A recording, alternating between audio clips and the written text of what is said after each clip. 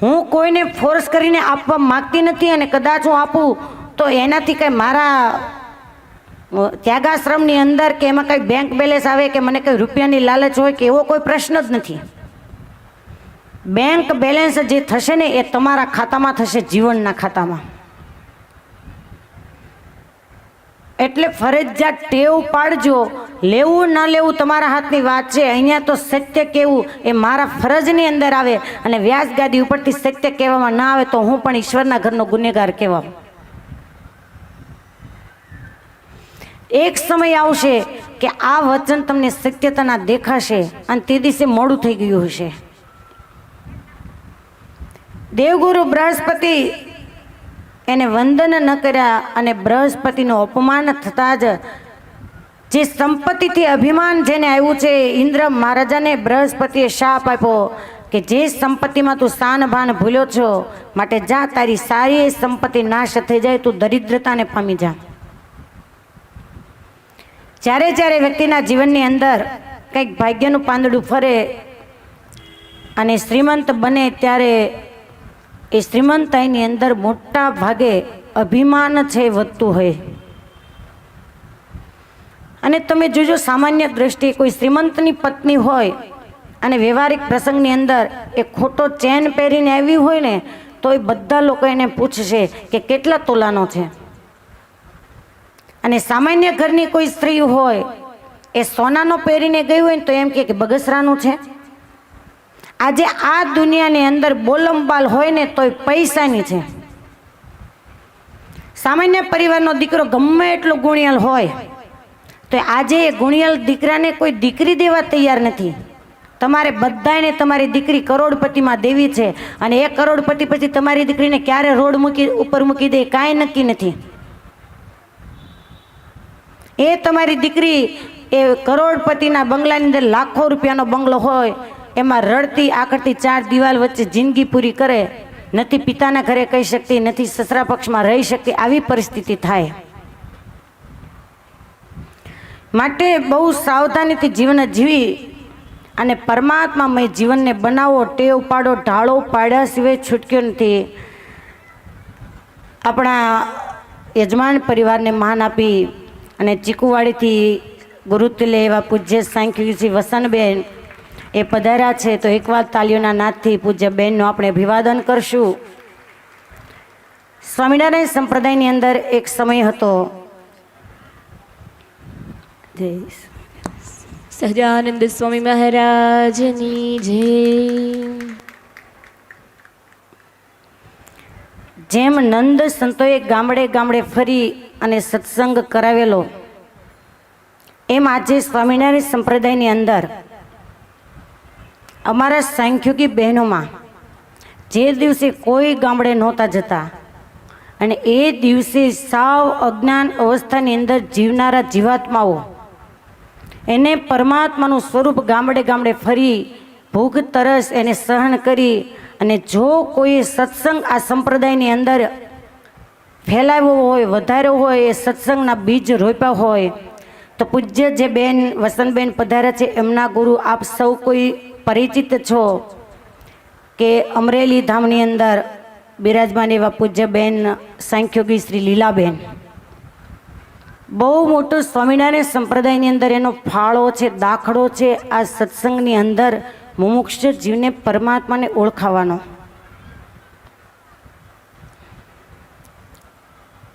બૃહસ્પતિ એમનો શાપ થતા ઇન્દ્ર છે દરિદ્ર બન્યો. આ બાજુ દૈત્યોને ખ્યાલ આવ્યો કે દેવો એ સંપત્તિ વિહોણા બન્યા છે, એટલે દૈત્યો એ બ્રાહ્મણોની સેવા કરવા માટે લાગ્યા.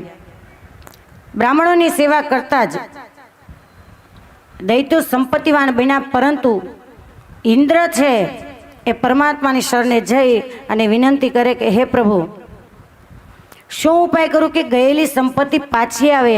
અને પ્રથમ નારાયણ પાસે જતા પહેલાં બ્રહ્માને પોતાનો પ્રશ્ન કર્યો. બ્રહ્મા કહે કે તમારા જીવનમાંથી ગુરુ જતા રહ્યા છે. અને વારંવાર હું કહું છું કે કોઈ એમ માને કે ગુરુ વિના પરમાત્મા સુધી પહોંચીશું, કોઈ કાળે સંભવ નથી. ગુરુ પાત્ર બહુ અણમોલ છે. 4 ફેરા ફરવામાં આવે ત્યારે હથેવાળો કરાવવા માટે જેમ ગોરની જરૂર પડે એમ આ જીવાત્માનો હથેવાળો જગદીશ્વર પાસે કરાવવા માટે સંતની જરૂર પડે છે, ગુરુની જરૂર પડે છે. ગુરુ વિના ક્યારેક જ્ઞાન પ્રાપ્ત થતું નથી. બ્રહ્માજી કહે કે ઇન્દ્ર, કોઈ પણને તું ગુરુ તરીકે અપનાવ અને તારું જીવન એને સમર્પિત કરે. એ વખતે ત્વષ્ટા પ્રજાપતિ એના પુત્ર જે વિશ્વરૂપ એને ઇન્દ્રએ ગુરુ બનાવ્યા અને એ વિશ્વરૂપે ઇન્દ્રને નારાયણ કવચ આપ્યું છે. જે નારાયણ કવચનો આપણે પાઠ કરીએ, ભગવાન સ્વામિનારાયણની આજ્ઞા કે ભૂત પ્રેતાદિક કોઈનો જ્યારે ઉપદ્રવ જીવનમાં થાય ત્યારે અમારા આશ્રિતોએ આ નારાયણ કવચનો પાઠ કરવો. નારાયણ કવચ મળતાની સાથે જ ઇન્દ્ર પાછો અભિમાની બન્યો છે. સંપત્તિની અંદર વારંવાર કહીએ કે ક્યારે સ્થાન ભૂલાય એ કાંઈ નક્કી નહીં. અને માનવીના જીવનની અંદર જ્યારે સંપત્તિ આવે ને શાન ભૂલે ત્યારે માણસ જ માણસને નડતો હોય છે. અને એટલે કહેવામાં આવે, માનવ નડે છે માનવીને મોટો થયા પછી. માનવ નડે છે માનવીને મોટો થયા પછી. માનવ નડે છે માનવીને મોટો થયા પછી. માનવ નડે છે માનવીને મોટો થયા પછી. ચાવી મળે ગુનાઓની, ચાવી મળે ગુનાઓની. ઓ ચાવી મળે ગુનાઓની. ચાવી મળે ગુનાઓની. જ્ઞાની થયા પછી. માનવ નડે છે માનવીને મોટો થયા પછી. માત પિતાની ગોદમાં મમતા હતી ઘણી. માત પિતાની ગોદમાં મમતા હતી ઘણી. બદલાઈ ગયો તું પરણીને, બદલાઈ ગયો તું પરણીને. પત્ની મળ્યા પછી. માનવ નડે છે માનવીને મોટો થયા પછી. ગરીબ સામે જોતો નથી પૈસો મળ્યા પછી. ગરીબ સામે જોડો નથી પૈસો મળ્યા પછી. સંપત્તિ તારી ચાલી જવાની, સંપત્તિ તારી ચાલી જવાની. કર્જ થયા પછી. માનવ નડે છે માનવીને મોટો થયા પછી. સંસારીના ઘરમાં શાંતિ મળે ક્યાંથી. સંસારીના ઘરમાં શાંતિ મળે ક્યાંથી. ગોળાના પાણી સુકાઈ જવાના, ઘોડાના પાણી સુકાઈ જવાના. સંપ ગયા પછી. માનવ નડે છે માનવીને મોટો થયા પછી. કલ્યાણ તારું સહેલું કીધું સંતો મળ્યા પછી. કલ્યાણ તારું સહેલું કીધું સંતો મળ્યા પછી. ભવ ભટકણ તારી મટી જવાની, ભવ ભટકણ તારી મટી જવાની. ભવ ભટકણ તારી મટી જવાની. ભવ ભટકણ તારી મટી જવાની. ગુરુ મળ્યા પછી. માનવ નડે છે માનવીને મોટો થયા પછી. માનવ નડે છે માનવીને મોટો થયા પછી. માનવ નડે છે માનવીને મોટો થયા પછી. ક્યારે પણ પરમાત્મા તરફથી જ્યારે સુખ સમૃદ્ધિની અંદર આપણે જીવન જીવતા હોય, એને આપેલી સંપત્તિ હોય તો પણ દાસના દાસ થઈ અને જીવન જીવવું, નમતા રહેવું. નમવામાં કોઈને કાંઈ બાદ નથી, પરંતુ વ્યક્તિ નમી નથી શકતો. અને આપણે બોલતા હોઈએ કે જે નમે તે ગમે. ઇન્દ્ર મહારાજા એ યજ્ઞ કરાવે છે ને એ વખતે ગુરુ સ્થાને વિશ્વરૂપ છે. વિશ્વરૂપનું મોસાળ દૈત્ય પક્ષમાં છે.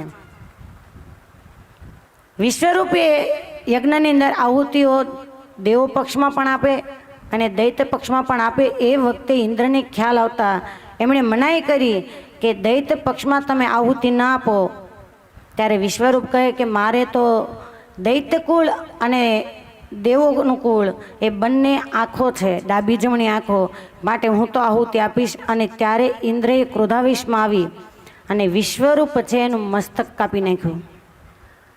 મસ્તક કાપતાની સાથે જ ઇન્દ્રને બ્રહ્મહત્યા લાગી છે. પાછું દુઃખ આવ્યું એટલે પાછા પરમાત્માના શરણે ગયા. અને સ્વાર્થી લોકોની આ જ વૃત્તિ છે કે પોતાના મોજ શોખની અંદર, પોતાના વ્યવહારની અંદર, સુખ સાહેબીની અંદર, અભિમાનની અંદર એ અઘટિત કર્મ કરે અને જ્યારે દુઃખ આવે પછી પરમાત્માના મંદિરના પગથિયા ગોતતા હોય છે. એ વખતે ઇન્દ્રને લાગેલી જે બ્રહ્મહત્યા એને 4 ભાગની અંદર વહેંચવામાં આવી. પૃથ્વીમાં ક્ષાર રૂપે, વૃક્ષમાં છીર કહેતા ગુંદર રૂપે, પાણીમાં ફેણ રૂપે અને સ્ત્રીઓમાં રજોદર્શન રૂપે. ત્વષ્ટા પ્રજાપતિ એના પુત્રનો શિરચ્છેદ થતા ક્રોધાવેશમાં આવી અને ત્વષ્ટા પ્રજાપતિ એને યજ્ઞનો પ્રારંભ કર્યો કે એવા પુત્રની પ્રાપ્તિ કરું કે એ પુત્ર ઇન્દ્રનો વધ કરે, કેતા નાશ કરે.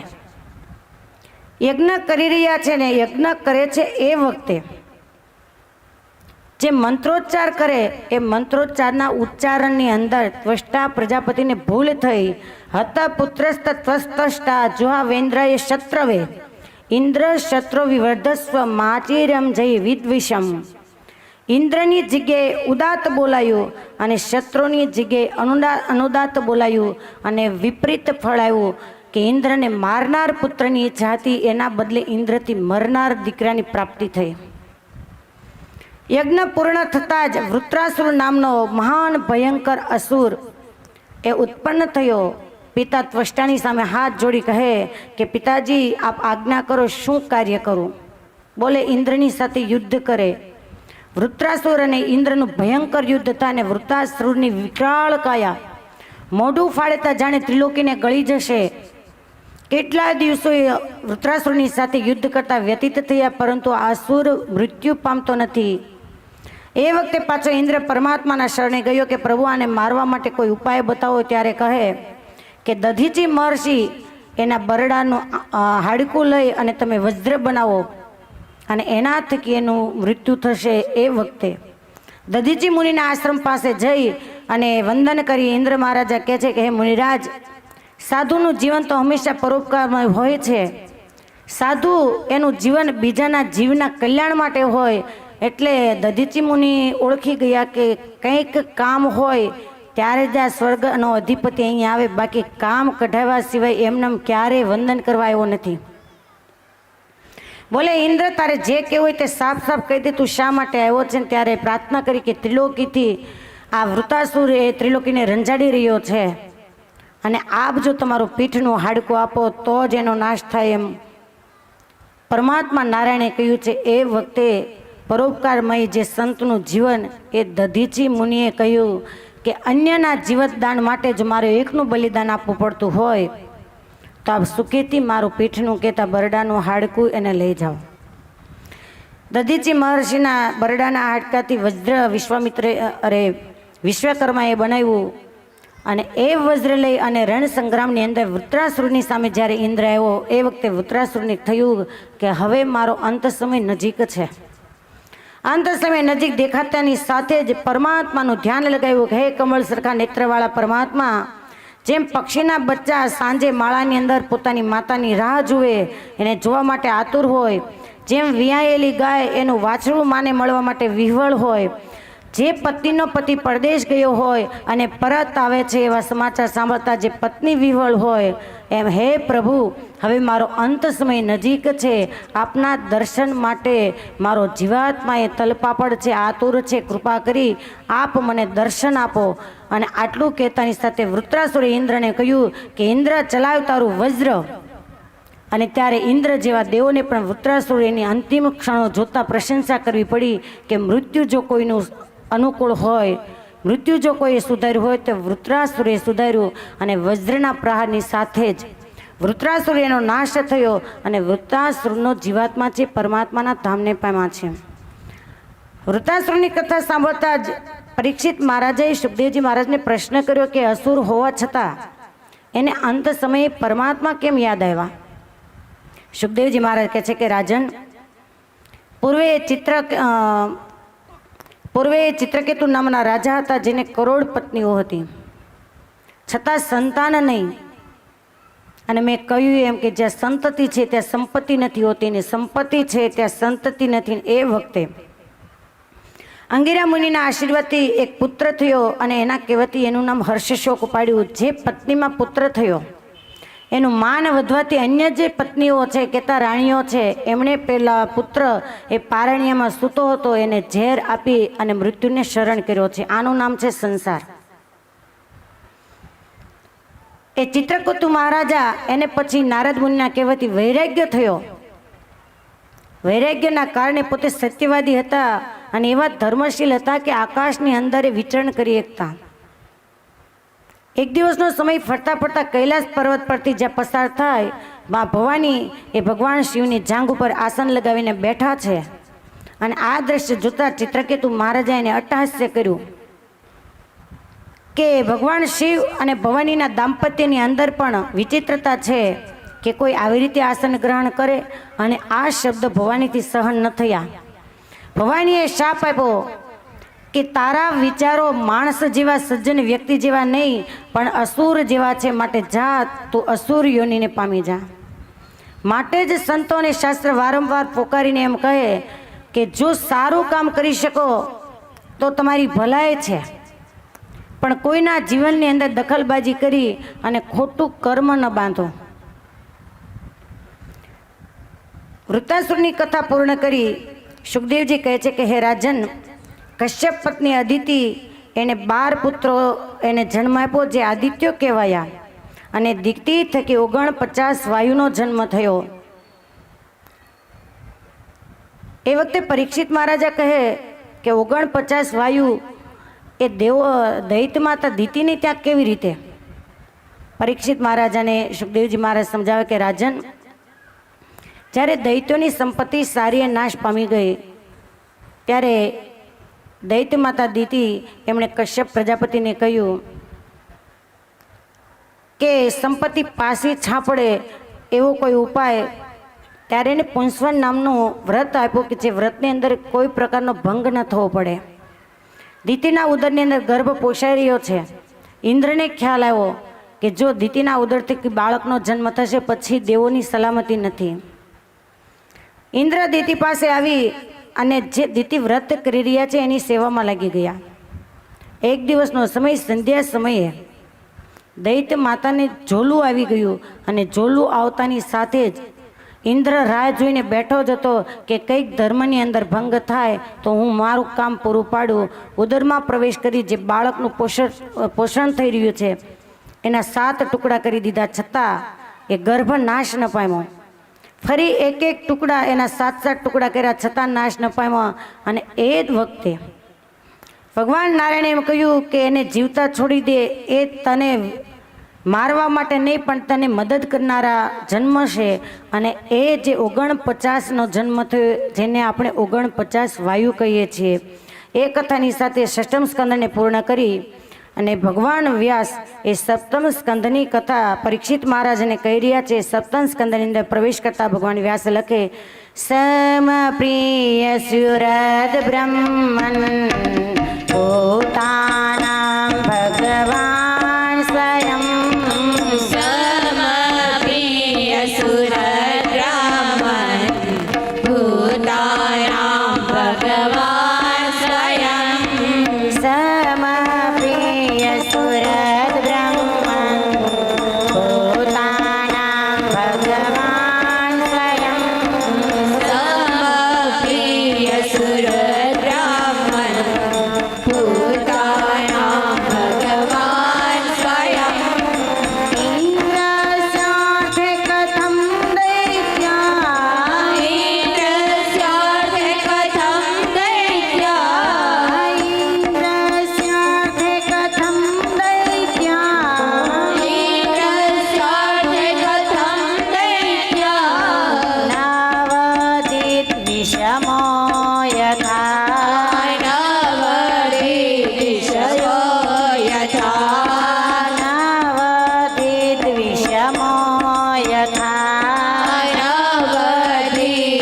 शवो यथा समप्रिय सुब्रह्मण्य भूतानां भगवान् स्वयं भूतानां भगवान् स्वयं।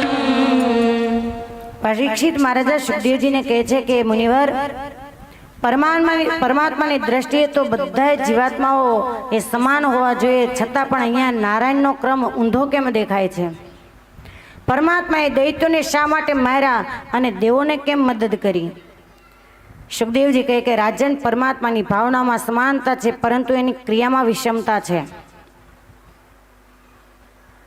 પરમાત્મા એ જીવાત્માની સામે નથી જોતા, એના કર્મની સામે જુએ છે. અને જે જીવાત્મા કર્મથી હીન બને ત્યારે પ્રભુ એને દુઃખ આપી, દુઃખ નામની બ્રેક આપે કે જેથી કરીને જીવાત્મા પાછો નારાયણ તરફ વળે. એક માતાને 2 બાળક હોય અને એકને કંઈક રોગ હોય, એક નિરોગી હોય, તો જેને કંઈક તાવ આવ્યો છે, બીમાર છે, એને માતા કડવાણી પાસે, એનો અર્થ એવો નહીં કે માને એક વાલો છે ને એક દોયલો છે. એનું લક્ષ્ય બીમારી ટાળવા માટેનું છે. એમ આ લોકની અંદર જે જીવાત્માને ભવ ભટકાને લાગી છે એ ભવરોગ છે.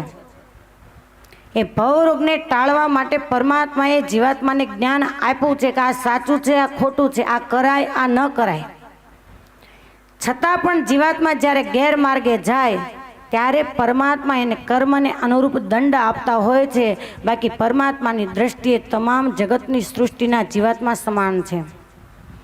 જ્યારે વૃષ્ટિ થાય છે ત્યારે વૃષ્ટિ વાડીમાં થાય અને વેલા વાડમાં ન થાય એવું નથી બનતું. ચરાચર સૃષ્ટિની અંદર વૃષ્ટિનું સમાનપણું છે. જેમ સૂર્ય ઉદય થાય એ સારી અવનીની અંદર પ્રકાશ પાથરે, એમ પરમાત્મા જીવાત્મા ઉપર કરુણામય દ્રષ્ટિ કરે છે. પરંતુ જીવાત્મા પોતાના કર્મને અનુસારે જ પોતે જ પોતાના કર્મથી દુઃખી થાય છે.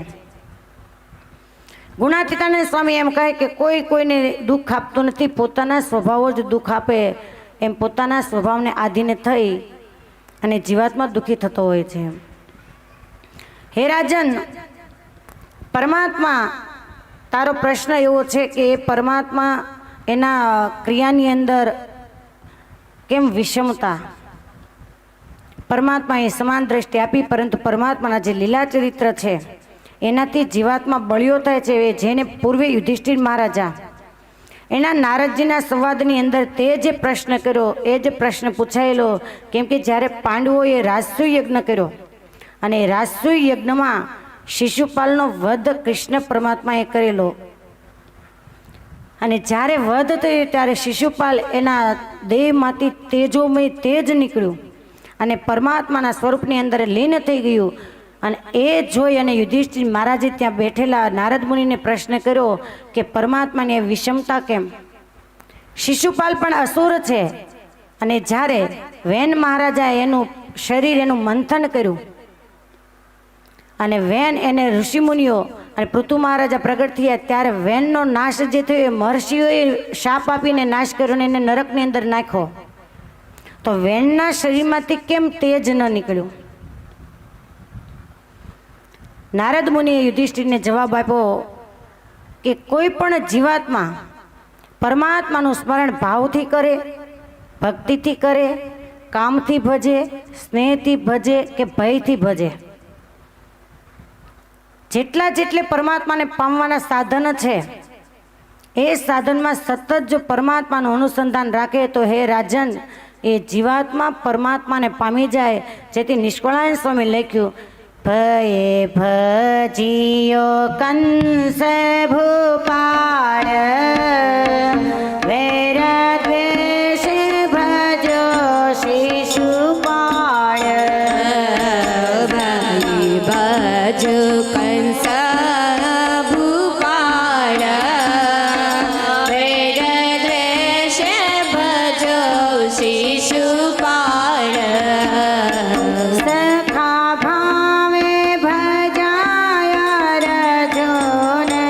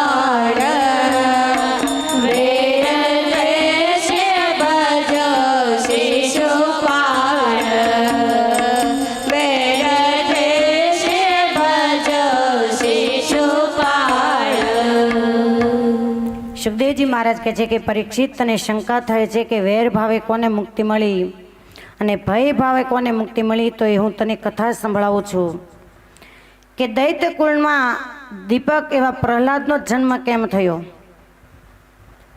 એ અસુર કુળમાં મહાન ભક્તરાજ કેમ બન્યા, સનકાદિકોના શાપને કારણે દૈત્ય થયેલો એવો હિરણ્યકશિપુ, હિરણાક્ષનો જ્યારે વરાહ ભગવાને નાશ કર્યો ત્યાર પછી હિરણાક્ષના પત્ની જે વૃષભાનુ એ સતત રડ્યા કરે છે. એક દિવસનો સમય હિરણ્યકશિપુ વૃષભાનુના મહેલે આવે અને વૃષભાનુને આશ્વાસન આપે છે કે આ લોકની અંદર નામ એનો નાશ છે. સપ્તમ સ્કંધની અંદર હિરણ્યકશિપુ જેવા દૈત્યને પણ ખબર હતી કે આ લોકમાંથી એકવાર વિદાય થઈ જવાનું છે. બોલે કે છે કે પ્રારબ્ધ કર્મ પ્રમાણે અહીંયા બધા ભેગા થાય અને ઋણાનું બંધ પૂરું થતાં સૌ કોઈ આ લોકમાંથી વિદાય થાય છે. જેમ પરબે બધા લોકો થોડા સમય માટે જ એકઠા થાય અને પછી વિખૂટા પડી જાય, એમ આ જગતમાં પણ એવું જ છે. નસીબ યોગે ભેગા થાય અને પાછા આ લોકની અંદર શ્વાસ પૂરા થતાં એ છૂટા પડે છે. વૃષભાનુને જ્યારે આ ઉપદેશ આપ્યો ત્યારે વૃષભાનુ બોલે કે જ્યારે તમે તમારા ભાઈનો વેર લેશો ત્યારે જ મારી સાચી સાંત્વના હશે, ત્યારે જ હું શાંત થઈશ. હિરણ્યકશિપુ વિચારે કે હવે એના માટે હું કઠોર તપશ્ચર્યા કરું. હિરણ્યકશિપુ રાજન અજય એમ જરામરમ આત્મા નમ પ્રતિદ્વંદ મેક રાજમ વ્યધિત સત. હું અજર અમર બની જાઉં અને ત્રિલોકીનો સમ્રાટ બનું અને મારા ભાઈનું વેર લઉં. તપ કરવા માટેનો નિર્ણય કર્યો. કયાદુ પૂછે કે સ્વામીનાથ કઈ બાજુ? બોલે હું તપશ્ચર્યા કરવા માટે જાઉં છું. શા માટે? બસ નારાયણને મારવા માટે હું તપશ્ચર્યા કરીશ. અને કયાદુ એના મનની અંદર વિચાર આવ્યો કે આજ સુધી મારા પતિ છે એનો કોઈ વાંકો વાળ કરી શકે એમ નહોતું, પરંતુ આજે નારાયણની સામે બાત ભીડવા માટે તૈયાર થયા છે એટલે મારા ચૂડીને ચાંદલો ભાંગવાના ભૂસાવાના મંડાણ મંડાઈ ચૂક્યા. દૈત્યરાજ તપ કરવા માટે જાય અને વનની અંદર જે જગ્યાએ તપનું આસન ગ્રહણ કરે એ જ વખતે દેવો દ્વારા દેવગુરુ બૃહસ્પતિ એ શુક કહેતા પોપટનું રૂપ લઈ અને વૃક્ષ ઉપર બેઠા બેઠા નારાયણ નારાયણ એમ બોલી રહ્યા છે. આ પાપીને એમ થયું કે હું શુભ કાર્ય કરવા જાઉં છું, એના માટે શુભ હતું. અને આ અપશુકન થયા, મારો જ શત્રુ એનું નામ પ્રથમ ઉચ્ચારણ થાય, મારે આજે તપની શરૂઆત નથી કરી. પાછો આવ્યો. કયાદુ વિચારે કે ક્યારેય આ પકડેલી હઠ એ મૂકતા નથી અને પાછા આવ્યા. આનું કારણ શું? પણ ડાયરેક્ટ પૂછાય એમ નહોતું. ઘણાના એવા સ્વભાવ હોય કે સીધી રીતે તમે ન પૂછી શકો, પછી કળ કરીને પૂછવું પડે. પહેલાં તો ધંધાથી ઘરે આવે ત્યારે જોવું પડે કે ચહેરા પર ક્રોધ છે કે શાંત છે, તો જ બીજી વાત કઢાય. હિરણ્યકશિપુ જમવા માટે બેઠા એટલે કયાદુ કહે કે સ્વામીનાથ મને ખબર હતી કે આપ ત્રિલોકીના સમ્રાટ છો, એટલે કદાચ આજને આજ તમને તપની ફળશ્રુતિ મળી ગઈ. એની પાસે વખાણ કરવા પડે. અમુક વ્યક્તિ પાસેથી સાચી વાત જાણવા માટે એને મોગરાના, કરેણના અને ગુલાબના જે આવે એ ચડાવવા પડે. હિરણ્યકશિપુ કહે કે ના ના દેવી, એવું કાંઈ નહોતું. કયાદુ બોલે તો કેમ તમે પાછા આવ્યા? ત્યારે કહે કે મને અપશુકન થયા. મનમાં કયાદુ વિચારે કે તમે જેને સામા મળો એની જિંદગી આખી અપશુકનમાં જાય. અપશુકનનો પાડ તો તમે જ છો ને, તમને વળી છે ને અપશુકન પણ કહેવાય નહીં. બોલે શું અપશુકન થયા? ત્યારે કહે કે જ્યાં હું તપ કરવા માટે બેઠો ને ત્યાં એક પોપટ નારાયણ નારાયણ એમ બોલતો હતો. જ્યાં પહેલી વાર કાગના મોઢે રામ નારાયણ શબ્દ સાંભળ્યો, કયાદુ અચંબો પામી ગયા અને મનની અંદર નિશ્ચય કર્યો કે જો હું ખરી દૈત્ય પત્ની હોઉં ને પતિવ્રતાનો ધર્મ પાળતી હોઉં તો એકવાર આના મોઢેથી નારાયણનું 108 વાર નામ જપાવી લઉં. પછી કોઈની તાકાત નથી કે મારા પતિને મારી શકે, ને જો મારનાર કોઈ હોય તો એક સ્વયં પરમાત્માને એને મારવા માટે આવવું પડે. થોડી વાર પછી પાછા કયાદુ પૂછે કે સ્વામીનાથ તમને કોઈ ભ્રમ તો નથી ને? કંઈ પોપટ તે નારાયણ બોલે? બોલે હા દેવી, મેં મારા કાને સાંભળ્યું છે પોપટ નારાયણ નારાયણ જ બોલતો હતો. એમ સારાય દિનની અંદર કયાદુ એ હિરણ્યકશિપુને નારાયણનો જાપ કરાવે છે ને એ જ અરસામાં હિરણ્યકશિપુ દ્વારા કયાદુના ઉદરની અંદર ગર્ભએ પ્રવેશ કર્યો છે. બીજા દિવસે આસુરાજ એ તપશ્ચર્યા કરવા માટે ગયા. આ બાજુ કયાદુ એના ગર્ભની અંદર ઉદરની અંદર ગર્ભ પોષાય આ સમાચાર ઇન્દ્ર મહારાજાને મળ્યા. વિચારે કે એક તો આસુરાજને પહોંચાતું નથી અને પાછો એના ઉદરની અંદર ગર્ભ પોષાય છે અને એનો જો જન્મ થશે તો એ તમામ ત્રિલોકીનું સામ્રાજ્ય એ જ ભોગવશે. બહેતર છે કે કયાદુનું હરણ કરી અને જ્યારે બાળકનો જન્મ થાય ત્યારે એનો નાશ બાલ્યાવસ્થામાં જ કરી નાખવો. ઇન્દ્ર મહારાજે કયાદુ પોતાના મહેલની અંદર સૂતા છે ત્યાંથી કયાદુને રાત્રિના સમયે લઈ જાય અને જ્યાં કયાદુને ખ્યાલ આવ્યો કે કોઈ મને ઉપાડી જાય, કયાદુ બચાવો બચાવોનો શબ્દ બોલી રહ્યા છે અને ઇન્દ્ર મહારાજે એ વખતે નારદ મુનિ એના આશ્રમ ઉપરથી પસાર થાય ઝૂંપડી ઉપરથી નારદે આ દ્રશ્ય જોયું અને કહે, સબોરી ઇન્દ્ર, તું ત્રિલોકીનો રાજા થઈ અને કોઈ સ્ત્રીનું હરણ કરે એ અયોગ્ય છે. ત્યારે ઇન્દ્રએ કહ્યું કે મુનિરાજ, હું કોઈ એવા કુવિચારોથી હરણ કરીને નથી જતો, પણ આના ઉદરમાં દૈત્ય વંશનું બીજ પોષાય છે. એક તો ત્રિલોકીને રંજાડે છે અને કોણ જાણે એના વંશની અંદર જન્મ લેનાર એ દીકરો કેવો બળવાન થશે, એના કરતાં જન્મતાની સાથે નાશ કરી નાખું. એટલા માટે મેં આ કયાદુ એને મારા મહેલની અંદર લઈ જાઉં છું. નારદ મુનિ કહે છે કે મહેલમાં નહીં, તું કયાદુને મારી પર્ણકુટીએ મૂકી જા. આ બાજુ પેલો દૈત્યરાજ એ કઠોર તપશ્ચર્યા કરે છે. કેવી કઠોર તપશ્ચર્યા કે પોતાના જમણા પગના એક અંગૂઠા ઉપર એને તપ આદર્યું. આખું એ દૈત્યનું શરીર એ ઘાસ અને વાંસના વૃક્ષોથી વાંસના ઝાડ એના શરીરને ફાડી અને ઉગી નીકળ્યા છતાં પણ આ ચલાયમાન નથી થયો. જેનું માંસ અને રુધિર એને કીડીઓ અને ઉધઈ ખાઈ ગઈ છે. આવી કઠોર તપશ્ચર્યા છતાં પરમાત્મા વિહોણું જીવન હતું. એટલા માટે આજે આપણે એને અસુર તરીકે ઓળખીએ છીએ. પરમાત્માને મેળવવા માટે જો આવી કઠોર તપશ્ચર્યા કરી હોત તો આજે દેવ મંદિરની અંદર એ પૂજાતા હોત. કઠોર તપશ્ચર્યાને અંતે બ્રહ્માજી આવ્યા અને બ્રહ્માજી અસુરરાજને કહે છે કે માગ માગ. પેલો અસુર કહે કે મને અમરપણાનું વચન આપો.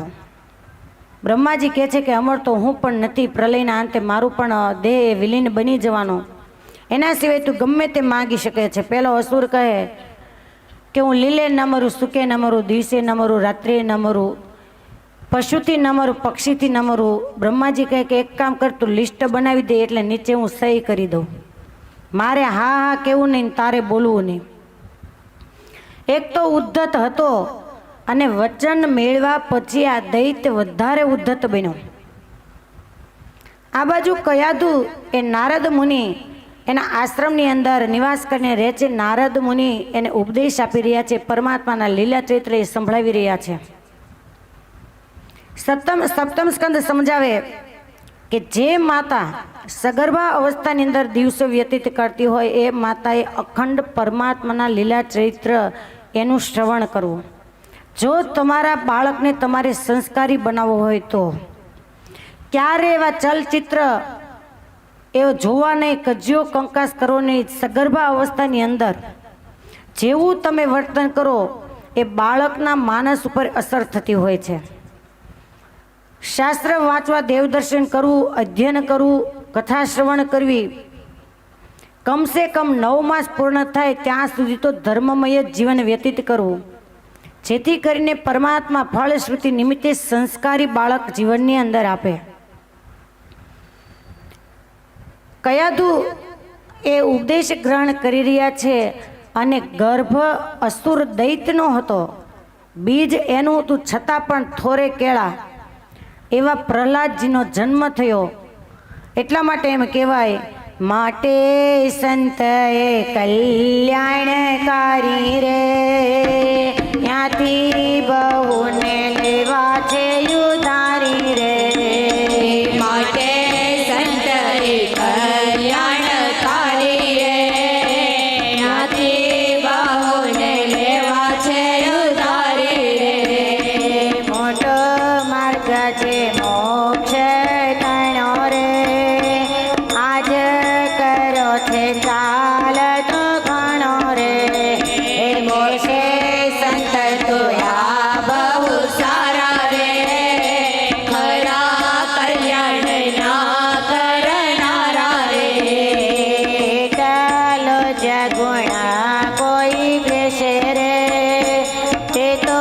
બ્રહ્મા મોલે પગ દેશે રે એવા સંતની કરે પ્રશંસા રે નિરખે હરખે હૈયામાં ઉરસ્યા રે તે તો પામશે પરમ ધામ રે વળી થાશે તે પૂરણ કામ રે આજે સંત માયા છીએ રે સાચા સત્યથી દૂર રણ રહીએ રે સંત દેશ પરદેશ ફરે છે રે સહુ જીવના અઘર છે રે માટે સંતરે કલ્યાણકારી રે યાદે બહુને લેવા છે ઉતારી રે યાદે બહુને લેવા છે ઉતારી રે એ નારદજીનો ભેટો થયો, એક સંતનો ભેટો થયો ને એના સમાગમ દ્વારા કયાધૂત દ્વારા જે પુત્રનો જન્મ થયો એનું નામ પ્રહલાદ પાડવામાં આવ્યું અને જેને માતૃભક્ત કહેવામાં આવે છે. હિરણ્યકશિપુ જ્યારે પાછો આવ્યો, પ્રહલાદજી 5 વર્ષના થયા. પેલો દૈતરાજ ષંડ અમર્ક એને પ્રહલાદજીને સોંપીને કહે કે આને પાઠશાળાની અંદર લઈ જાઓ અને આ બાળકને ભણાવો, પરંતુ પ્રથમ સૂત્ર એ ભણાવજો કે નારાયણ એ દૈત્ય કુળના દુશ્મન છે. ષંડ અમર્ક પ્રહલાદજીને પાઠશાળામાં લાવે અને બોલે કે બોલો કુમાર, નારાયણ દૈત્ય કુળના દુશ્મન છે. એ વખતે પ્રહલાદજી કહે કે નારાયણ તો સરાચર સૃષ્ટિના જીવાત્માના મિત્ર છે, તો તમે દુશ્મન કેમ કહો છો? ષંડ અમર્ક ગમે તેટલું ભણાવે છતાં પણ એ વિદ્યાને ગ્રહણ નહીં કરતા સતત જેનું મન નારાયણની અંદર છે એવા નારાયણનું પ્રહલાદજી સતત ચિંતન કરે. થોડા દિવસ વ્યતીત થતા હિરણ્યકશિપુ એણે પ્રહલાદજીને રાજ્યની અંદર બોલાવ્યા. રાજ્ય કચેરી ભરાયેલી છે અને પોતાની ગોદમાં બેસાડે. એ વખતે પ્રહલાદજીએ વંદન કર્યા. પિતાએ પ્રેમથી ગોદમાં લીધા, માથે હાથ મૂકી કહે કે બેટા, ઘણા સમયથી તું પાઠશાળાની અંદર વિદ્યાભ્યાસ માટે ગયો છે, માટે ગુરુએ તને જે વિદ્યા ભણાવી હોય એ વિદ્યા એ પાઠ તું મારી આગળ બોલે. અને તરત જ પ્રહલાદજી બોલે કે હે પિતાજી, શ્રવણમ કીર્તનમ વિષ્ણુ સ્મરણમ પાદ સેવનમ અર્ચનમ વંદનમ દાસ્યમ સખ્યમાત્મ નિવેદનમ. હે પિતાજી, ભગવાન નારાયણ વિષ્ણુની 9 પ્રકારે ભક્તિ કરી લેવી, એની લીલાનું શ્રવણ કરી લેવું, એનું કીર્તન કરી લેવું. હે પ્રભુ, હે પિતાજી, એનું નામ સ્મરણ કરી લેવું ને 9ધા ભક્તિથી પરમાત્માનું ભજન કરી લેવું. આ શબ્દ જે હિરણ્યકશિપુએ સાંભળ્યા, લાલ ઘૂમ આંખો થઈ ગઈ. 33 કરોડ રૂવાડા બેઠા થઈ ગયા અને ધક્કો મારતાની સાથે પ્રહલાદજીને કહે છે અને ષંડ અમર્કને કહે કે તમે આ શું ભણાવ્યું છે? ષંડ અમર્ક કહે કે દૈતરાજ, અમે શું કરીએ? અમે ગમે એટલો વિદ્યાભ્યાસ કરીએ છતાં અમારા પાઠને નહીં ભણતા. પ્રહલાદજી આ જ પાઠ ભણ્યા કરે છે. દૈત્ય બોલે કે ગમે તેમ કરી અને એને આ નારાયણનું નામ એ ભૂલવાડો. ત્યારે પ્રહલાદ પિતાની સામે કહે છે કે હે પિતાજી, સનાતન ધર્મથી વિરુદ્ધ કેમ તમે ભણાવડાવો છો? ષંડ અમર્ક પાઠશાળામાં લેવા ફરી પાછા દૈત્યના કહેવા પ્રમાણે થોડા દિવસ થયા એટલે પ્રહલાદજીને પાછા રાજ્યમાં બોલાવવામાં આવ્યા. બોલે કે હવે હું માનું છું તો સુધરી ગયો હશે. પ્રહલાદજી મનમાં બોલે કે પિતાજી, હું તો જન્મ લીધો ત્યારથી સુધરીને જ આવ્યો છું. હવે તમને સુધરવાના દિવસો આવ્યા છે, તમને સુધારવા માટે જ મારો જન્મ છે. બોલે શું ભણ્યો છે તું? મારી આગળ બોલે. એ વખતે પ્રહલાદ કહે કે હે પિતા, આ સંસાર એ અંધારો કૂવો છે. આપણા કેટલાય વડવાઓ આ કૂવાની અંદર ડૂબી મર્યા છે અને આ સારા સંસારને છોડી એમાંથી વિરક્ત થઈ અને નારાયણની અંદર પ્યાર કરી લેવો.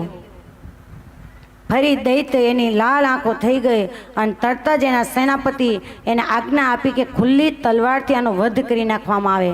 સેનાપતિ ખુલ્લી તલવાર લઈને પ્રહલાદજીની પાસે આવે, પણ જેના નસ નસની અંદર નારાયણ વ્યાપીને રહેલા છે, નારાયણનું નામ સ્મરણ છે, એની પાસે આવતાની સાથે સેનાપતિનું મન પરિવર્તન થઈ ગયું. સેનાપતિ હિરણ્યકશિપુના પગ પાસે આવી તલવાર મૂકીને કહે કે માલિક, આપને મને તમારા રાજ્યની અંદર રાખવો હોય તો રાખો, આ કાર્ય મારાથી નહીં થાય. એ વખતે મદનમત મોટો હાથી એને દારૂ પાવામાં આવ્યો એક છેડો સાંકળનો હાથીના પગે બાંધવામાં આવ્યો છે ને એક છેડો પ્રહલાદજીના પગે બાંધવામાં આવ્યો, અને હાથીને જ્યાં છૂટો મૂકવામાં આવે એ જ વખતે લોખંડની જે સાંકળ, એ સાંકળની કડીઓ છૂટી પડી ગઈ, જેને આ લોકની મોહમાયાનું બંધન, આ લોકની મોહમાયારૂપી બંધનની સાંકળ જેને કાંઈ નથી કરી શકી, નથી બાંધી શકી, તો લોઢાની સાંકળની શું તાકાત છે કે ભક્તને બાંધી શકે. અને યાદ રાખો કે જેને રામ રાખે ને કોણ ચાખે. આ દુનિયાની અંદર રખેવાળ તો એક પરમાત્મા છે, અને જો આપણા હાથની અંદર આ વાત હોત તો આપણે શાંતિથી કોઈને જીવન પણ ન જીવા દેત. અંતે દૈતે પર્વત ઉપરથી પછાડ્યા છતાં પણ પ્રહલાદજી ક્ષેમ કુશળ સલામત રહે છે. સમુદ્રની અંદર ફેંકી દેવામાં આવ્યા છતાં પ્રહલાદજીનો વાંકો વાલ નથી થયો, અને અંતે હિરણ્યકશિપુએ નિર્ણય કર્યો કે આને અંધારી કોટડીની અંદર પૂરી દઉં. અંધારી કોટડીમાં પૂર્યા. નારાયણ પ્રભુ લક્ષ્મીજીને કહે છે કે મારો ભક્ત અંધારી કોટડીમાં છે, તમારે ટાઈમસર એને જમવાનું આપવું. લોક કરીને ચાવી દૈત્યરાજે પોતાની પાસે રાખી છે, અને બપોરનો સમય થાય, સાંજનો સમય થાય, ટાઈમસર રોજે અલગ અલગ વ્યંજનોની સુગંધ આવે છે. એક દિવસનો સમય દૈત્યરાજને એમ થયું કે કદાચ હવે તો એ માની ગયો હશે ને નારાયણનું નામ છોડી દીધું હશે. એટલા માટે જ્યારે અંધારી કોટડી ખોલે તો જ્યારે પ્રવેશ કર્યો હતો એવું જ પ્રફુલ્લિત મોઢું જેનું છે, એવા ભક્તરાજ પ્રહલાદ પરમાત્મા નારાયણનું નામ સ્મરણ કરી રહ્યા છે. અને ત્યારે લાલઘુમ આંખો કરી અને દૈત્ય કહે કે તને અહીંયા જમવા માટે કોણ આપે છે? તું કોના આધારે જીવન જીવી રહ્યો છે? ત્યારે કહે કે મારા માના ઉદરની અંદર જેને મારું ભરણ પોષણ કર્યું, હે પિતાજી, એ નારાયણ અંધારી કોટડીની અંદર પણ મારું પોષણ કરે છે. ફરી દૈત્યને એમ થયું કે એકવાર પાઠશાળાની અંદર મોકલું.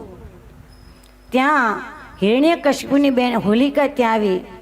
ભાઈને ઉદાસ જોઈ બધું પૂછ્યું, ત્યારે કહ્યું કે કોઈ કારણે આનું મૃત્યુ થતું નથી. ત્યારે હોલિકા કહે કે ભાઈ ચિંતા ન કર, મારી પાસે એક એવી ચૂંદડી છે જેમ જ્યાં સુધી મારા માથા પર હોય ત્યાં સુધી મને અગ્નિ સ્પર્શ કરતો નથી. મોટી જ કાષ્ઠની ચિત્તા ખડકાવી અને પ્રહલાદને મારી ગોદની અંદર આપી દે, અને પછી એ ચિત્તાને અગ્નિ લગાવજે, જેથી કરીને ચિત્તામાં એ ભસ્માવશેષ થઈ જાય અને મને કશું જ નહીં થાય. દૈત્યએ વાતને માન્ય રાખી મોટી ચિત્તા ખડકવામાં આવી. પ્રહલાદજી હોલિકાના ગોદની અંદર નારાયણ પરમાત્માનું સ્મરણ કરતા કરતા બેઠા, અને જેવો અગ્નિ પ્રદીપ્ત થયો, હોલિકાએ સૂચન કરેલું કે અગ્નિની જ્વાલા લાગે એટલે તરત જ મોટા મોટા ઢોલ નગારાને શરણાઈ વગાડજો, કેમ કે બાળક કોમળ છે, એના શરીરને અગ્નિ લાગતા એ સીચો પાડશે, અને કદાચ કોઈને દયા આવી જાય તો. અગ્નિ પ્રદીપ્ત થતાની સાથે જ જે હોલિકાએ પોતાના મસ્તક ઉપર ચૂંદડી ઓઢી હતી એ ઉડી અને બાળ ભક્ત એવા પ્રહલાદજીના શિર ઉપર છવાઈ ગઈ.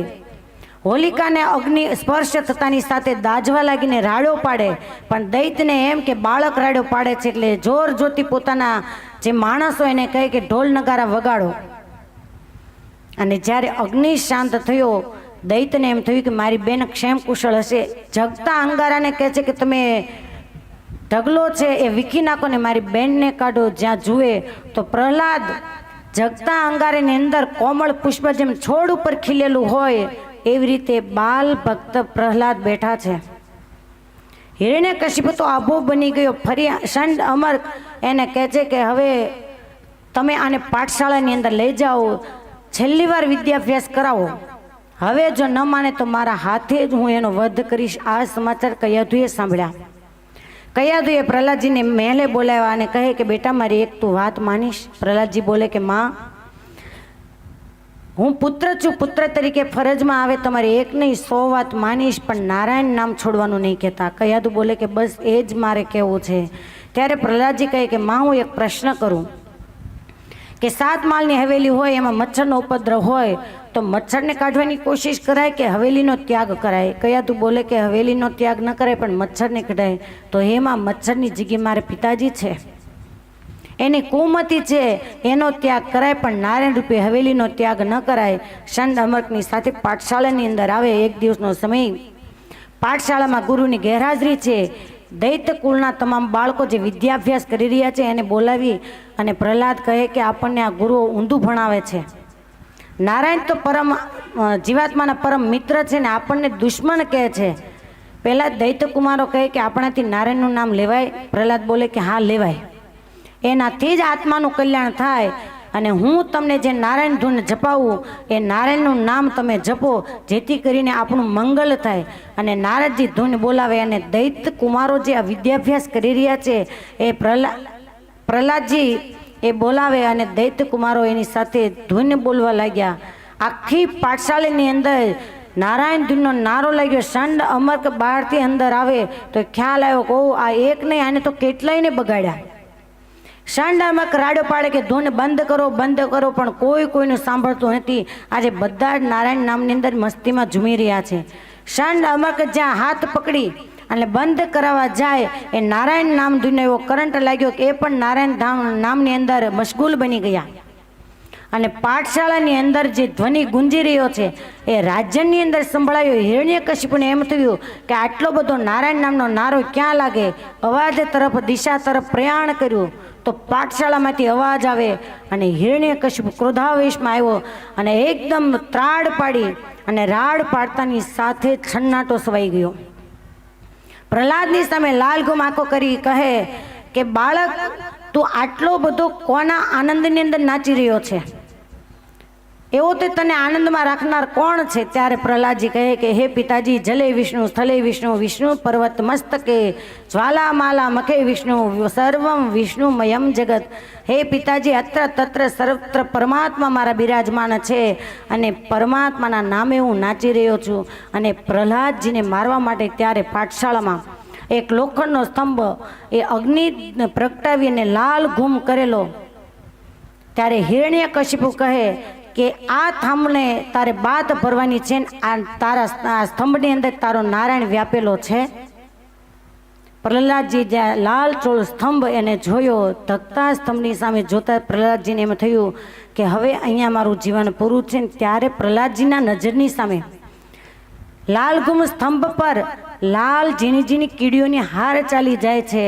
અને ત્યારે પ્રહલાદજી અંતરાત્માની અંદર વિચારે કે જો આ કીડીઓની રક્ષા નારાયણ પરમાત્મા કરતા હોય તો એના માટે તો મેં સર્વત્ર સોંપી દીધું છે મારું જીવન, તો મારી રક્ષા કેમ ન કરે?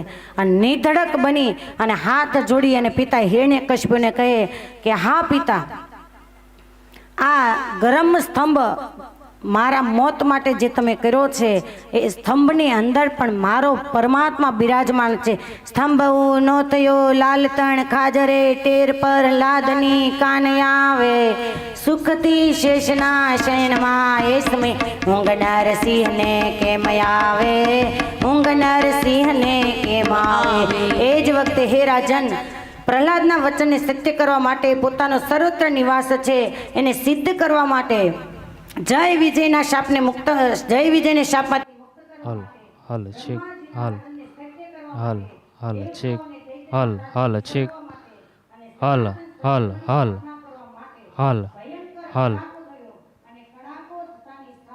થાંભલો ફાટ્યો અને એ થાંભલામાંથી નૃસિંહ પરમાત્માનું પ્રાગટ્ય થયું છે. બોલીએ નૃસિંહ ભગવાન કી જય, હરે કૃષ્ણ મહારાજની જય. વિકરાળ જેની દાઢો છે, સજૈયાના ધાર જેવી તીખી જીભ મુખારવિંદની અંદર લબકારા કરી રહી છે. કમરથી નીચેનો ભાગ માણસનો, ઉપરનો સિંહનો છે. એવા નરહરિ રૂપ ધારણ કરી અને પરમાત્મા જાણે મુખારવિંદમાં તો એવું ફાડેલું કે હમણાં જાણે ધરતીનો ગોળો ગળી જશે. અને એ જ વખતે હાથ લંબાવી પહેલા દૈત્યની બોચી ઝાલી અને પોતાના ખોળામાં લઈ પાઠશાળાના ઉમરામાં પરમાત્મા બેઠા.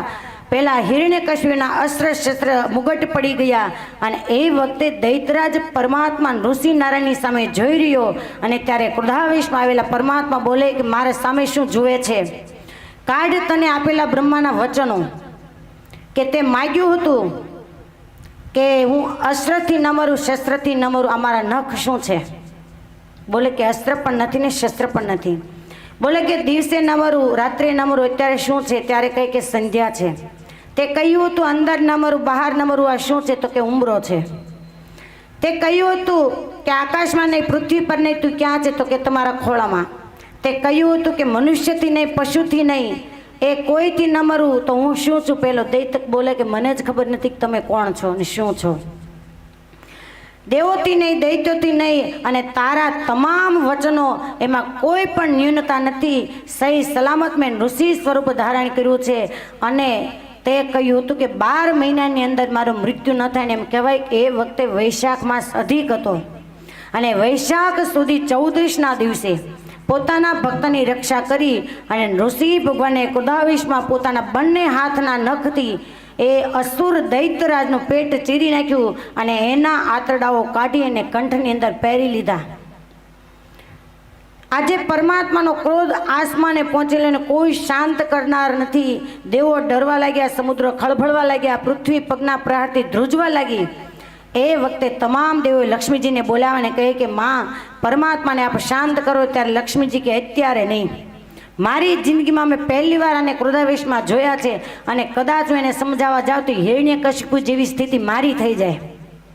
અને અંતે દેવો અને પિતામાં બ્રહ્માજીએ નિર્ણય કર્યો કે એને શાંત કરનાર જો કોઈ પાત્ર હોય તો ભક્તરાજ પ્રહલાદ છે. પ્રહલાદને બ્રહ્માજીએ આજ્ઞા કરી. પ્રહલાદજી પરમાત્માની પાસે ગયા અને બે હાથ જોડી વંદન કર્યું. પ્રહલાદને જોતાની સાથે જ પરમાત્માનો ક્રોધ શાંત થયો. પ્રેમથી ઉઠાવીને ગોદમાં લઈ અને પોતાની જીભ દ્વારા પ્રહલાદને ચાટવા લાગ્યા છે. બોલે, ભક્તરાજ, મેં તમારી રક્ષામાં મોડું કર્યું, આપ જે માગો તે આપું. પ્રહલાદ કહે કે પ્રભુ, જે માગવાનું કહે એને હું ભગવાન માનતો નથી અને માગે એને હું ભક્ત માનતો નથી. હે પ્રભુ, આપે ભલે આજે મને માગવાનું કહ્યું, પરંતુ ભવિષ્યની અંદર ક્યારેય કોઈને માગવાનું કહેશો નહીં, કારણ કે આ જીવાતમાં માયાવી 25 રૂપિયા લોચા માગી લેશે. શું ખાતરી કે મોક્ષરૂપી ફળ માગશે? અને હે પ્રભુ, જો આપ આપવા માગતા જ હો તો મારા પિતાના જે કંઈ પાપ કર્મ હોય એ ભોગવવા માટે જો એને નરક યાતના આવવાની હોય તો હે પ્રભુ, એ નરક યાતનાનો અધિકારી હું થાઉં અને મારા જે કંઈ પુણ્ય છે એ પુણ્યને ફળશ્રુતિ રૂપે મારા પિતાજી છે એ આપનું ધામ એને મળે. અને જ્યારે આ શબ્દ પ્રહલાદજીના સાંભળ્યા ત્યારે પરમાત્મા ઋષિ ભગવાન પ્રસન્ન થયા. બોલે કે પ્રહલાદ, જા, હું તને વચન આપું છું કે તારા કુળમાં જન્મ લેનાર એનો હું ક્યારેય વધ નહીં કરું. સપ્તમ સ્કંદની અંદર ભક્તરાજ પ્રહલાદ એને પિતૃ ભક્ત તરીકેનું બિરુદ મળ્યું છે. આગળ વ્યાસ ભગવાન એમણે પ્રહલાદના વંશાવલીનું વર્ણન કરતા બાદ વર્ણાશ્રમના ધર્મ કયા છે અને વર્ણાશ્રમના ધર્મ કહેતાની સાથે જ અહીંયા સપ્તમ સ્કંદને પરમાત્માના નામઘોષની સાથે વિરામ આપે એ પહેલાં જ્યારે યજમાન પરિવારને માન આપી અને આપણા આંગણે પૂજ્ય ગુરુતુલ્ય એવા સાંખ્યોગી વસનબેન પધાર્યા છે, તો તમામ બહેનોને વિનંતી છે, મેં હજી ટાઈમ પૂરો થયો નથી, ત્યાં કથા એનું સેશન પૂર્ણ કર્યું છે, તો હું પ્રાર્થના કરીશ પૂજ્ય વસનબેનના ચરણોમાં કે યજમાન પરિવાર સહિત તમામ શ્રોતાઓ એને આશીર્વાદ આપશે. તો પૂજ્ય વસનબેન. આશીર્વાદ બાદ જે સત્યમ પરિવારના બહેનોને પૂજન કરવાનું છે, પૂજન કરવા માટે આવશે બંને સાંખ્યોગી બહેનોના.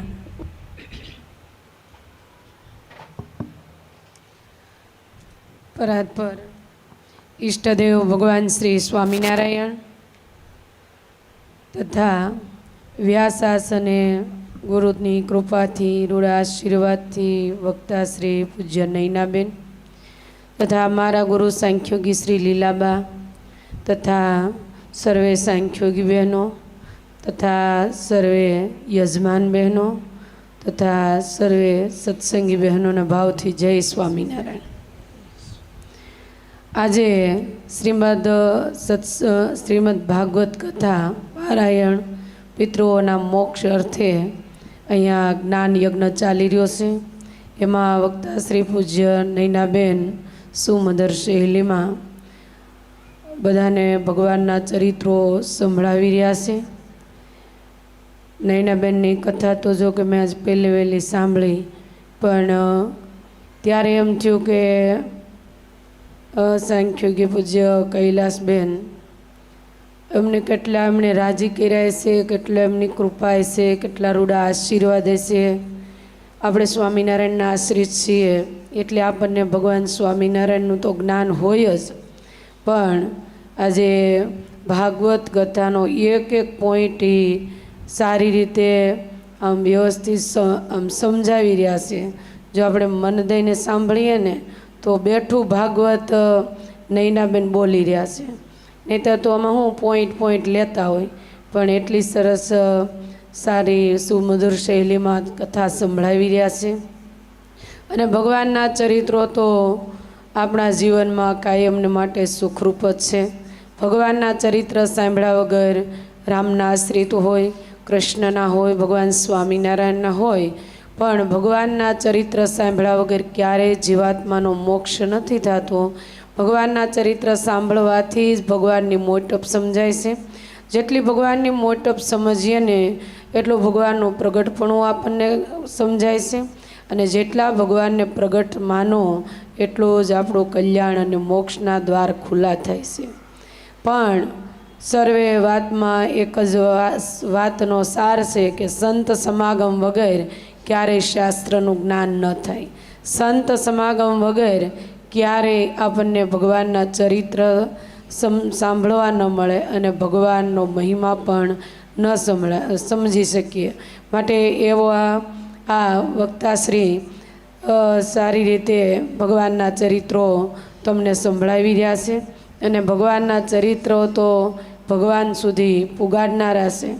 આ ભાગવતની કથા ચાલી રહી છે ને, એમાં જ્યારે કથાની પૂર્ણાહુતિ આવશે ને એટલે સુખદેવજી પરીક્ષિત રાજાને પ્રશ્ન પૂછશે કે સુખદેવજી કહે છે કે પરીક્ષિત, હું તને 7 દિવસ થા આ ભગવાનના ચરિત્ર સંભળાવું છું અને હવે તારે કાંઈ બીજો સંશય કે સંકલ્પ કે પ્રશ્ન છે?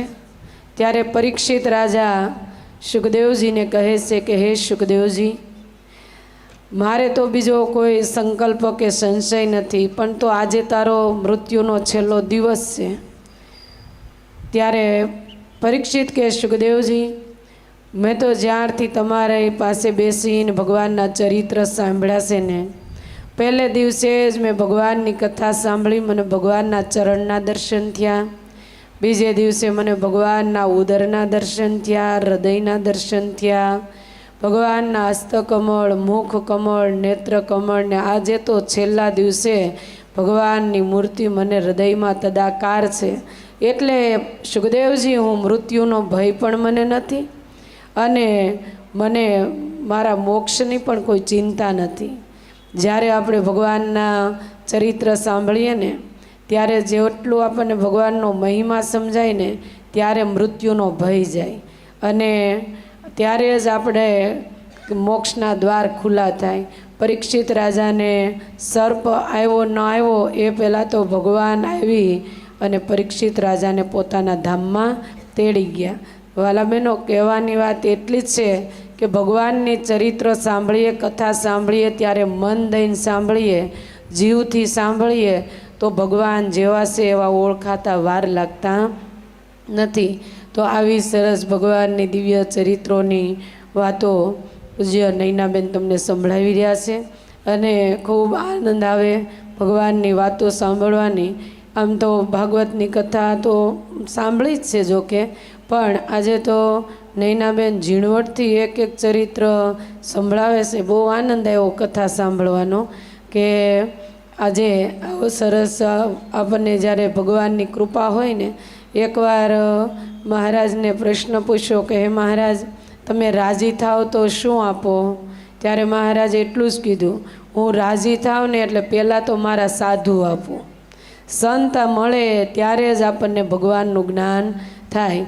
તો ભગવાનની કૃપાથી આવા બ્રહ્મનિષ્ઠ સાંખ્યોગી બહેનોના મુખથી આપણને આવા ભગવાનના ચરિત્ર સાંભળવા મળે છે. એ જ આપણા મોટા ભાગ્ય છે. અને આ તમારું મહિલા મંડળ એમણે સારી રીતે આ ભાવથી કથા બેસાડી અને આવા બ્રહ્મનિષ્ઠ સાંખ્યોગી બહેનોને લાવી અને આવા સારા યોગ અને સ્થાન વગર ભગવાનના ગુણગાન સાંભળવા મળતા નથી. આવા બહેનોનો યોગ થયો, આવું સારું સ્થાન છે, તમારું સારું મંડળ ચાલી રહ્યું છે. અમારે અહીંયા અણગણ પરિવારનું મંડળ ચાલે છે.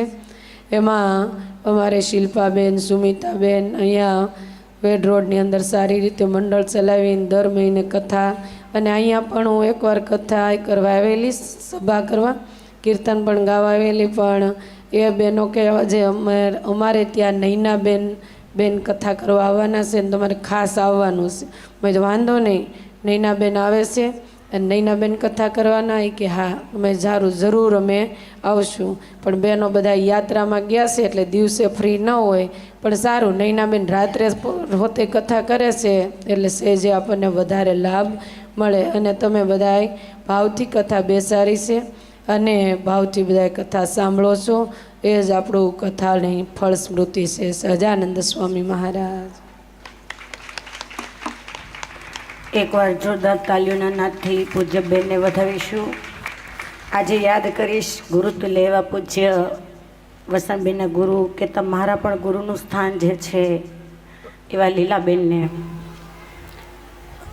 અત્યારે અમારું ગુરુનું સત્ર જે પરમાત્માએ છીનવી લીધું, પરંતુ અમારા ગુરુ સાથે પૂજ્ય બેનને અતિશય એકાત્મપણાનો ભાવ હતો. પૂજ્ય ફૈબાનો અને અમારો ગુરુ એવા પૂજ્ય બેનનો એટલો બધો અમરેલીવાળા બેનને મહિમા કે આજે 20 વર્ષ થયા હું સત્સંગમાં આવી, પણ મને એવું યાદ નથી કે ગઢપુરની અંદર આવ્યા હોય અને અમારા ગુરુને મળ્યા સિવાય ગયા હોય. ઓરડામાં કદાચ ન હોય તો એ ઘેર મળવા માટે આવે.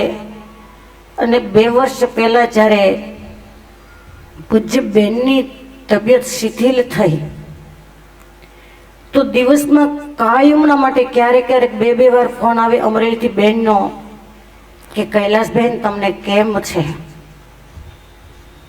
અને બેન ધામમાં ગયા પછી પણ 8 દિવસ ન થાય ત્યાં ફોન કરે કે છોકરીઓ ચિંતા નહીં કરતા, અમે બેઠા છીએ. ગુરુનું સત્ર ગયા પછી પણ આજે સંપ્રદાયની અંદર આ વડીલ બહેનો એ અમારા જીવનમાં ગુરુ સ્થાને છે, એ જ અમારું મોટું ભાગ્ય છે.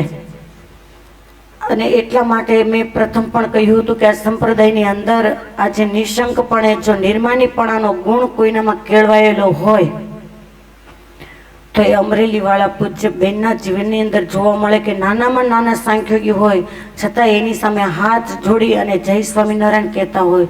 બાકી આટલા મોટી સંખ્યામાં શિષ્યો હોય, એના ગુરુની આ જીવનની અંદર નિર્માણું કેળવું એ બહુ ઓછું જોવા મળે. અને સારા એ શિષ્ય મંડળની અંદર આ નિર્માનીપણાનો ગુણ એ આબેહૂબ કેળવાયેલો છે. આજે બેન અમરેલી છે કે અમદાવાદ ખબર નથી, પરંતુ એ બેનને યાદ કરી અને અહીંયાથી હું વંદન કરું કે જે એમના શિષ્ય મંડળની અંદર ગુણ એમને કેળવા છે, એવા ને એવા ગુણ અમારા મંડળની અંદર પણ અખંડ રહે. અને પૂજ્ય બેન અહીંયાથી જય સ્વામિનારાયણ વસંતબેન કહેશે, મારા વંદન કહેશે, એવી વ્યાસગાદી ઉપરથી મારી પ્રાર્થના. જય સ્વામિનારાયણ. સ્વામિનારાયણ સ્વામિનારાયણ